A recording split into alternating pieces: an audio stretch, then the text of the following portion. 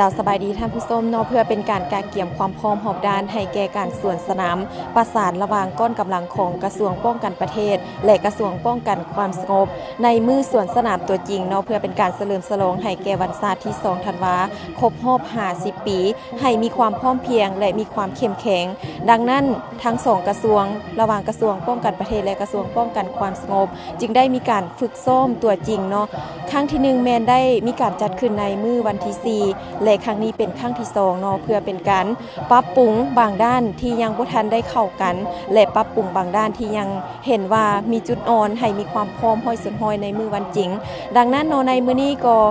มีบรรดาก้อนกำลังของกระทรวงป้องกันความสงบซึ่งมีทั้งหมด6ก้อนกำลังและก้อนกำลังของกระทรวงป้องกันประเทศมีทั้งหมด18ก้อนกำลังที่ได้มีการประสานในการสวนสนามในครั้งนี้สนะเนาะในตอนนี้เนาะจะให้ท่านผู้ชมได้ไปติดตามรับชมบรรยากาศของการฝึกซ้อมสวนสนามตัวจริงในครั้งนี้ว่ามีความพร้อมเพรียงกันคือแนวใด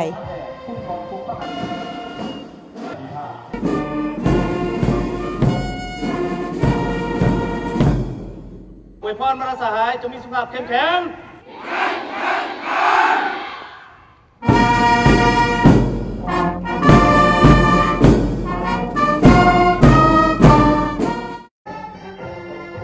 การฝึกซ้อมใหญ่ในครั้งนี้เป็นครั้งที่2ที่มีก้อนกำลังสวนสนามของกระทรวงป้องกันประเทศและกระทรวงป้องกันความสงบได้ประสานสมทบฝึกซ้อมสวนสนามร่วมกันโดยฝึกซ้อมแบบเต็มรูปแบบและสมจริงทั้งนี้ก็เพื่อรับประกันความพร้อมและความเป็นเอกภาพในด้านต่างๆให้แก่การเข้าร่วมสวนสนามเฉลิมฉลองวันศาสตร์ที่2ธันวาคมรอบ50ปีวันที่2ธันวา1975 52ธันวา2025ที่จะมาถึงในมม.นี้ให้เต็มไปด้วยความหมายความสำคัญมีบรรยากาศฝนฟื้นและแสดงให้เห็นการเติบใหญ่ขยายตัวของประเทศชาติก็คือกำลังป้องกันชาติกำลังป้องกันความสงบเป็นการระลึกถึงวันสำคัญทางประวัติศาสตร์ของชาติเอกอ้างผลงานในการสร้างสาและพัฒนาประเทศชาติตลอดระยะ50ปีต่อแขกภายในและต่างประเทศพร้อมทางถือเอาโอกาสนี้ต้องโหมความสามัคคีปองดองชาติของประชาชนลาวบรรดาเผ่าในทั่วประเทศโดยภายใต้การนำพาของพรรคประชาชนปฏิวัติลาวให้เป็นปึกแผ่นสืบต่อปกปักรักษาและสร้างสรรค์พัฒนาประเทศชาติตามทิศชี้นำของพรรควางออกให้บรรลุตามจุดประสงค์ชาติใหม่เป็นเกียรติเข้าร่วมชมการแสดงฝึกซ้อมโดยท่านบุญทองจิตมณีรองประธานประเทศแห่งสาธารณรัฐประชาธิปไตยประชาชนลาวมีท่านพลเอกจันทร์สมรจันยราชรองนายกรัฐมนตรีผู้ชี้นำเวียกงานป้องกันชาติป้องกันความสงบ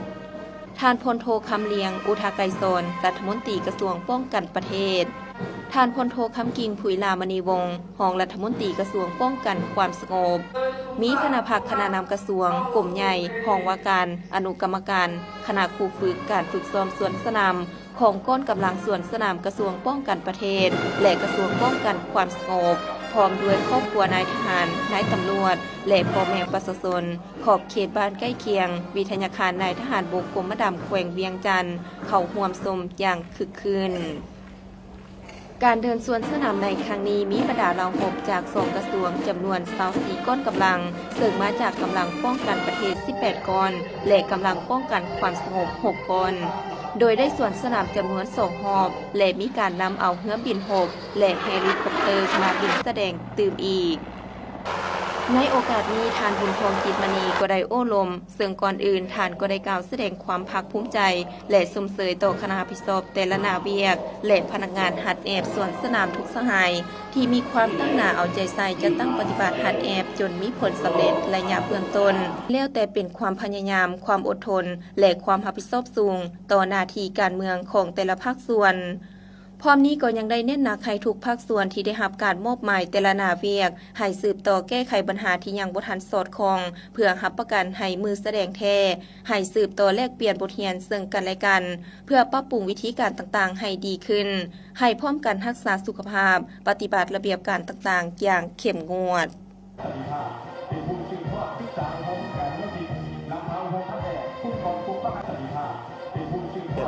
เกียรติชุดที่ได้รับการมอบหมายจากอันเทิงรับผิดชอบเกี่ยวกับการนำพาการฝึกแอด ก้อนสวนสนามเพื่อคณะก้อนวันชาติที่2ธันวาคมครบรอบ50 ปีข้าพเจ้าตีราคาสูงสุดการฝึกแบบนี้เป็นมีความหมายความสำคัญที่สุดมันแสดงถึงความสง่าผ่าเผยความพร้อมและก็เฮ็ดให้วันชาติของเรานี้มีความหมายความสำคัญและเอกอ้างที่สุดและการฝึกแอบระยะพันมานับแต่เดือนเมษาเนาะจนฮอดปัจจุบันนี้พนักงานก็คือนักสวนสนามคณะผิดชอบแม่นมีความเอาใจใส่ที่สุดในการฝึกแอบฝึกซ้อมถึงว่าจะมีความยุ่งยากนานาประการใดก็ตามแต่ว่านัก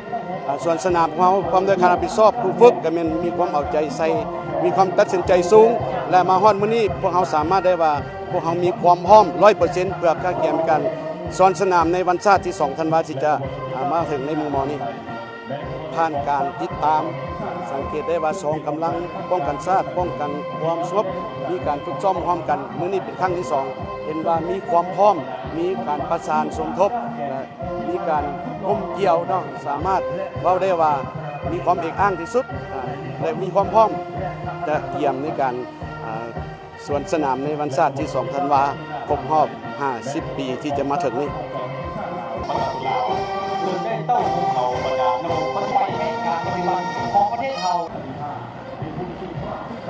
ก้อนจากผู้มาปาดุ เจ้าท่านผู้ชมผ่านการติดตามการฝึกซ้อมตัวจริงของบรรดาก้อนกำลังของทั้งสองภาคส่วนระหว่างกระทรวงป้องกันประเทศและกระทรวงป้องกันความสงบแมนเห็นได้ว่าแต่ละสหายแมนมีความเอาใจใส่ในการฝึกซ้อมอย่างเอาจริงเอาจังเฮ็ดให้มีความพร้อมเพรียงมีความสวยงามกันหลายขึ้นแต่ก็ยังเห็นได้ว่ายังมีบางด้านที่ยังเป็น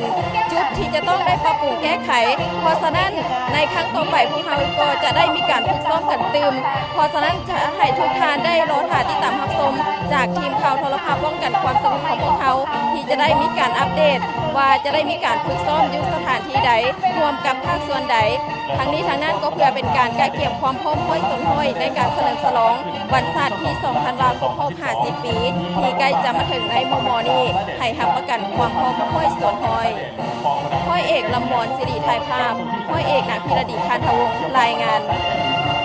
ผู้ชื่อว่าที่สามผมการยุตินำเอาวงพระแดงผู้กองผู้พระสติภาพเป็นผู้ชื่อว่าที่สามผม